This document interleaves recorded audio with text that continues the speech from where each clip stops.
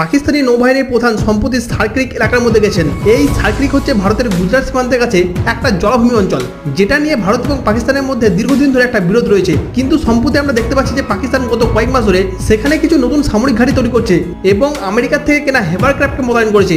এই গাড়িগুলো কিন্তু জল, কাদা এবং বালির উপর খুবই দ্রুত চলতে পারে, তাই সার্ক্রিকের মতো জায়গায় এগুলো কিন্তু খুবই কাজে লাগতে পারে। এমনকি পাকিস্তান একটা ভিডিও প্রকাশ করে দেখিয়েছে যে সেখানে তাদের 31 ক্রিক ব্যাটালিয়ন কাজ করছে। তারা বলছে যে ভারত মহাসাগরের মধ্যে শান্তি এবং নিরাপত্তা বজায় রাখতে তারা প্রস্তুত। কিন্তু ভারত এখানে স্পষ্ট জানিয়েছে ভারতই হচ্ছে একমাত্র দা ইন্ডিয়ান ওশানের গার্ডিয়ান। তবে বর্তমানে পাকিস্তানের এরকম ধরনের সামরিক কার্যকলাপ দুই দেশের মধ্যে উত্তেজনা বাড়তে পারে। তাই বিশেষজ্ঞরা মনে করছে যে ভবিষ্যতে এই সার্ক্রিক অঞ্চল একটা সংঘাতের জায়গা হয়ে উঠতে পারে। এক কথায় বলতে গেলে পাকিস্তান সীমান্তের মধ্যে তাদের সামরিক শক্তি বাড়াচ্ছে, যেটা ভারতের জন্য একটা সতর্কতার বার্তা।